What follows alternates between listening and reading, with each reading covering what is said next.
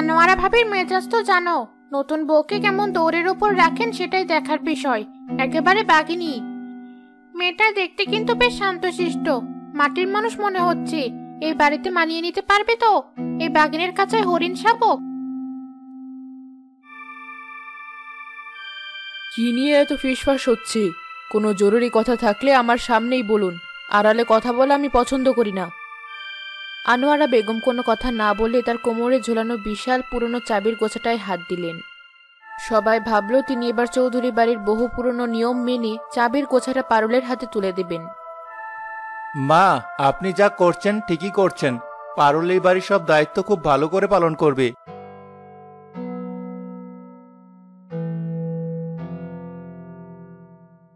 এত তাড়া কিসের? সবাই শুনে রাখো, সংসারের চাবি শুধু এক গোছা লোহা নয়, এটাই বাড়ির সম্মান, এ বাড়ির ঐতিহ্য, আর এই বাড়ির সবকিছুর দায়িত্ব।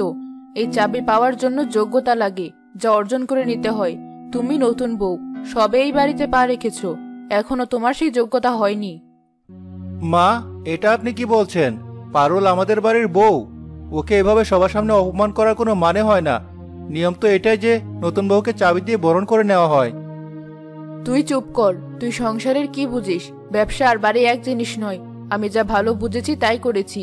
যখন আমি মনে করব যে ও এই বাড়ির দায়িত্ব নেওয়ার যোগ্য হয়েছে, তখন আমি নিজেই ওর হাতে চাবি তুলে দেব, তার আগে নয়। এখন সবাই উঠুন, খাওয়া দাওয়ার ব্যবস্থা করা হয়েছে। মনসুর চৌধুরী একটা দীর্ঘশ্বাস ফেলে অন্যদিকে মুখ ঘুরিয়ে নিলেন। দেখলে তো, মা ঠিক কাজটাই করেছেন। কোথাকার কোন এক সাধারণ ঘরের মেয়ে এসে চৌধুরী বাড়ির কর্ত্রী হয়ে যাবে তা তো হতে পারে না। যোগ্যতা আগে প্রমাণ করতে হবে।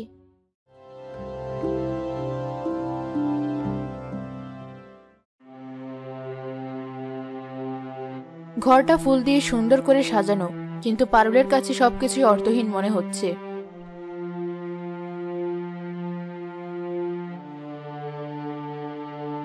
পারুল, এখনো কাঁদছো? মায়ের কথায় মন খারাপ করো না প্লিজ। আমি কি এতই অযোগ্য কামাল? আমি কি এমন ভুল করেছি যে মা আমাকে সবার সামনে এভাবে? আমার খুব কষ্ট হচ্ছে। আমি ভেবেছিলাম এই সংসারটাকে আমি নিজের ভালোবাসা দিয়ে আপন করে নিব, কিন্তু শুরুতেই যদি এমন হয়, আমি কিভাবে থাকবো এখানে?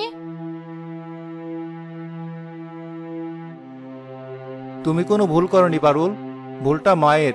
উনি পুরনো দিনের মানুষ, উনার চিন্তা ভাবনাও পুরনো। উনি হয়তো তোমাকে পরীক্ষা করতে চাইছেন। তুমি শুধু একটু ধৈর্য ধরো। কিন্তু আমার খুব ভয় করছে, মা আমাকে কোনোদিনও মেনে নেবেন না। তোমার বোনও আমাকে দেখে হাসছিল। এই বাড়িতে আমাকে কেউ পছন্দ করে না। কে বললো কে পছন্দ করে না? আমি তো করি। আমার বাবাও তোমাকে পছন্দ করেছেন। সে মনে মনে প্রতিজ্ঞা করলো সে হার মানবে না। সে রাগ বা অভিমান দিয়ে নয়, ধৈর্য আর ভালোবাসা দিয়ে এই সংসারের আসল চাবি একদিন জয় করবে।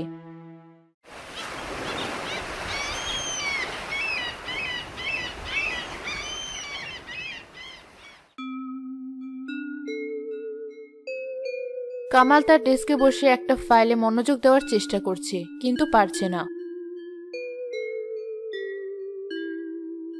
কে কামাল, মুখটা এমন শুকনো কেন? বউয়ের সাথে ঝগড়া করেছ নাকি? আরে না রফিক ভাই, বাড়ির সমস্যা। আমার মা আর পারুলের মধ্যে সম্পর্কটা কিছুতে ঠিক হচ্ছে না। শাশুড়ি বউয়ের সমস্যা তো সব ঘরেই থাকে। নতুন বউকে একটু মানিয়ে নিতে বলো। পারুল তো মানিয়ে নেওয়ার সব রকম চেষ্টা করছে, কিন্তু মা ওকে সুযোগই দিচ্ছেন না। সারাদিন শুধু বকাঝকা। মেয়েটা মুখ বুজে সব সহ্য করে, আমার খুব খারাপ লাগে। ধৈর্য ধরো ভাই, সব ঠিক হয়ে যাবে। শাশুড়ির মন গলাতে একটু সময় লাগে।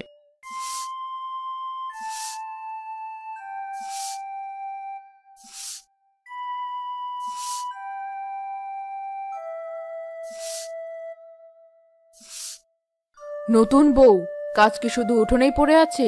রান্নাঘরে এত বাসন জমে আছে, ওগুলোকে ভূতে এসে পরিষ্কার করে দিয়ে যাবে? নাকি বাপের বাড়িতে এসব কাজ করে অভ্যেস নেই? শুধু সেজে গুজে বসে থাকলেই তো আর সংসার চলে না। ছাড়ো তো মা, শহরের মেয়েরা কি আর এসব কাজ পারে?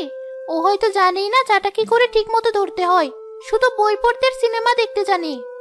পারুল কোনো উত্তর না দিয়ে নীরবে ঝাঁটাটা রেখে রান্নাঘরের দিকে চলে গেল।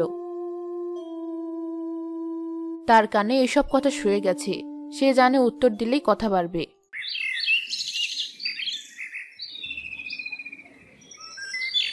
ছোট মা, তুমি কেন এসব করছো? আমরা তো আছি। থাক আমিনা খালা, কাজ করলে শরীর ভালো থাকে। তাছাড়া আমি তো বসেই থাকি সারাদিন। বড় মা তোমাকে যা তা বলেন, তুমি কিছু মনে করো না। ওনার মনটা আসলে খারাপ না, কিন্তু মেজাজটা খুব কড়া। আমি কিছু মনে করি না খালা, উনি তো আমার মায়ের মতোই, মা তো বকতেই পারেন। আমিনার পারুলের সহনশীলতায় মায়া হয়।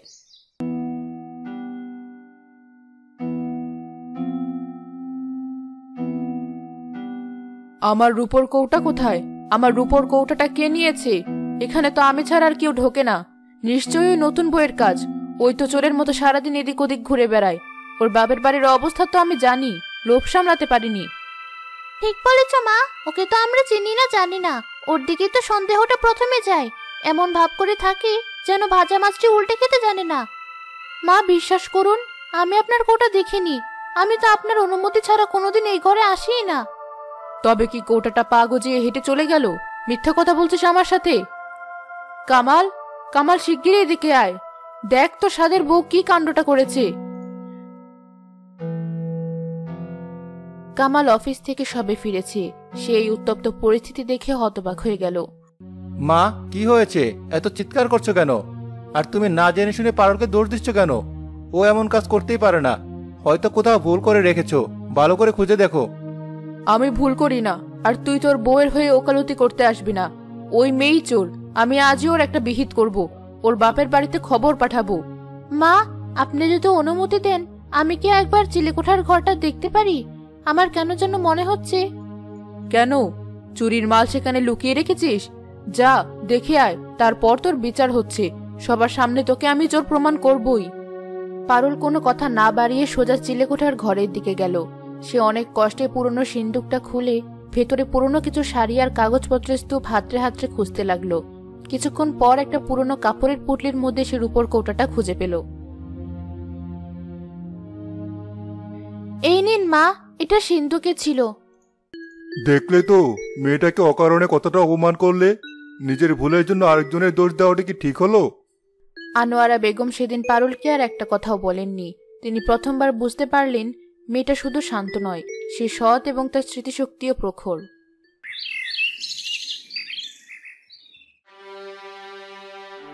মা, দয়া করে একটু ওষুধটা খেয়ে নাও, না হলে জ্বর কমবে না।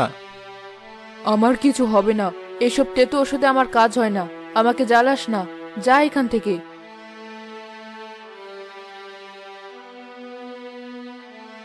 পারুলের শাশুড়ি তার সাথে যতই খারাপ ব্যবহার করুন না কেন, তার কষ্ট দেখে পারুলের মনটাও কেঁদে উঠল। ছোটবেলায় দাদির কাছে শেখা কিছু ঘরোয়া টোটকার কথা মনে পড়ল তার। সে রান্নাঘরে গিয়ে একটা বিশেষ পথ্য তৈরি করে বাটিটা কামালের হাতে দিল। তুমি গিয়ে মাকে এটা খাওয়াও, বলো এটা ডাক্তারই দিয়েছেন, একটা মিষ্টি সিরাপ। আমার হাত থেকে উনি কিছুতেই খাবেন না। মা, এই যে ডাক্তার একটা নতুন মিষ্টি ওষুধ দিয়েছেন, এটা খেয়ে নাও, গলাটা আরাম পাবে।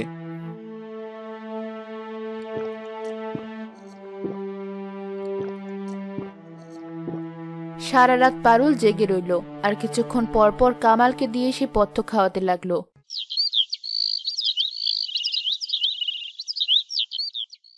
পরদিন সকালে আনোয়ারা বেগমের জ্বর অনেক কমে গেল। তিনি চোখ মেলে দেখলেন কামাল তার পাশে বসে আছে। তুই সারা রাত আমার পাশে ছিলি? তোর অফিস নেই? আমি একা নই মা, পারুলও সারা রাত এক মুহূর্তের জন্য ঘুমায়নি। ওই তো এই পথ্যটা বানিয়ে দিয়েছিল। নার্গিস তার ঘরে বসে একটা ডায়েরিতে কি যেন লিখছে আর চোখ মুছছে। পারুল আস্তে করে তার ঘরে ঢুকলো। নার্গিস, তুমি কাঁদছো?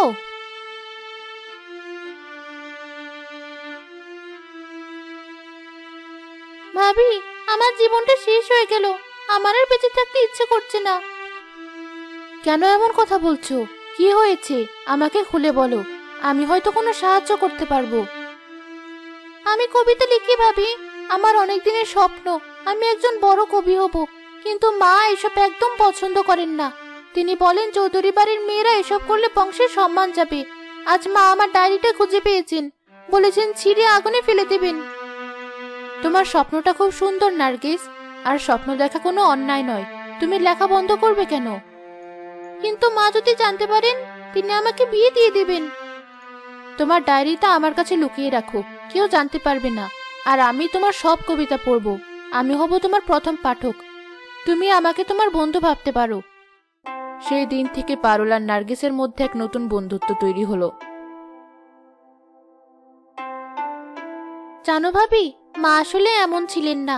ছোটবেলায় মা খুব হাসি খুশি ছিলেন, কিন্তু আমার ছোট মামা যখন বাড়ির সব টাকা পয়সা নিয়ে পালিয়ে যান, তখন থেকে মা এমন বদলে গেছেন।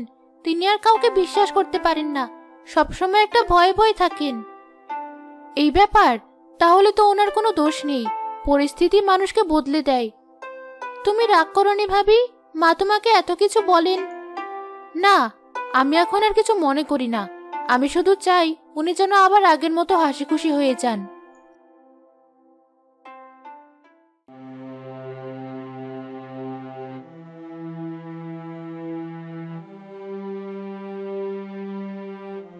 তার মানে ইকবাল সাহেব আমাদের সব টাকা নিয়ে পালিয়ে গেছেন? আমাদের পাটকলের নতুন মেশিনের জন্য যে টাকাটা রাখা ছিল সেটাও?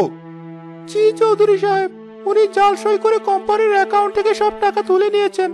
আমরা পুলিশে খবর দিয়েছি, কিন্তু ওনাকে খুঁজে পাওয়া মুশকিল। এখন কি হবে? পাওনাদাররা তো টাকার জন্য চাপ দেবে, আমাদের সম্মান ঐতিহ্য সব ধুলোয় মিশে যাবে। বাড়িতে এক থমথমে শোকের পরিবেশ।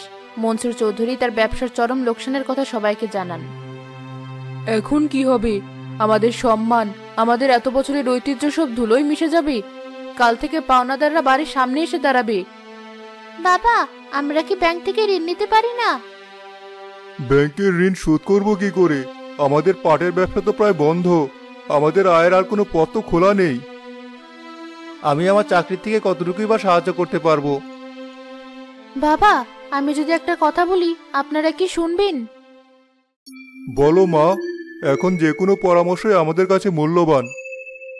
গ্রামের পাশের ওই যে পতিত জমিটা আমাদের পড়ে আছে, ওখানে যদি আমরা একটা উন্নত জাতের আমের বাগান করি কেমন হয়? আমাদের পুরনো মালিক চাচা তো আছেন, তিনি এসব খুব ভালো বোঝেন। খরচ প্রথমে কিছুটা হবে, কিন্তু কয়েক বছর পর থেকে এটা আমাদের একটা স্থায়ী আয়ের উৎস হয়ে যাবে। আর পাটকলের জায়গায় আমরা ছোট করে একটা অর্গানিক সবজির চাষ শুরু করতে পারি। আজকাল শহরে এর খুব চাহিদা। ভাবি, তুমি ঠিক বলেছ, এটা তো দারুণ একটা বুদ্ধি, আমাদের মাথায় আসেনি। আর আপাতত খরচ চালানোর জন্য শহরের ওই যে ছোট বাড়িটা খালি পড়ে আছে, ওটা তো ভাড়াই দেওয়া যায়।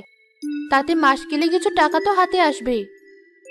কিন্তু বাবা মা, তোমরা কি বলো? বিশেষ করে বাগান করার মতো টাকা তো আমাদের হাতে নেই। আমার সামান্য কিছু গয়না আছে, এই সংসারের জন্য তা দিতে আমার কোনো দ্বিধা নেই। মনসুর চৌধুরী তার ছেলের বউয়ের দিকে তাকিয়ে রইলেন। আনোয়ারা বেগম পাথরের মতো বসে সব শুনছিলেন। তার কঠিন চোখের কোণ দিয়ে 2 ফোঁটা জল গড়িয়ে পড়ল।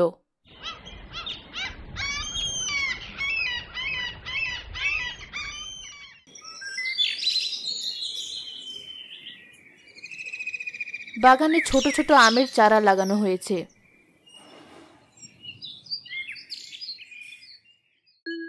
চৌধুরী সাহেব, ছোট মাঝে বুদ্ধিটা দিয়েছেন একেবারে খাঁটি। এই জাতের আম একবার ফলতে শুরু করলে আর পিছনে ফিরে তাকাতে হবে না।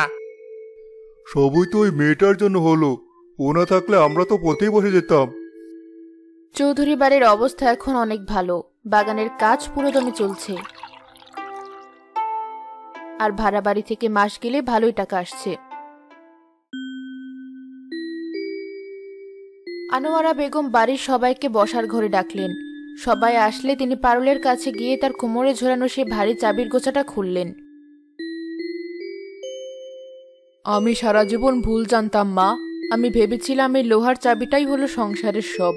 এই চাবি দিয়ে আমি সবাইকে নিয়ন্ত্রণে রাখবো, সম্মান আদায় করব। কিন্তু আজ আমি বুঝেছি আমি কতটা ভুল ছিলাম।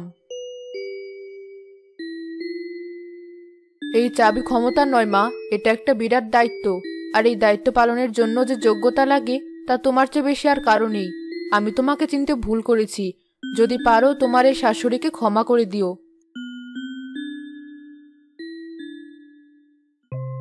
আমি বলেছিলাম না পারুল, মা একদিন তোমাকে ঠিকই বুঝবেন।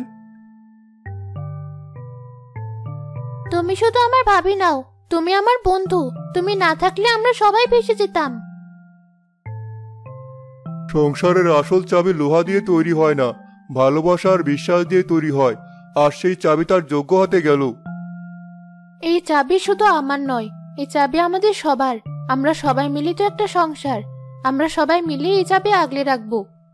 ঠিক বলেছিস মা, তুই আজ আমার চোখ খুলে দিয়েছিস। আজ থেকে সংসারে চাবি তোর হাতে নয়, আমাদের সবার ভালোবাসার মধ্যে থাকবে। এটাই হবে চৌধুরী বাড়ির নতুন নিয়ম।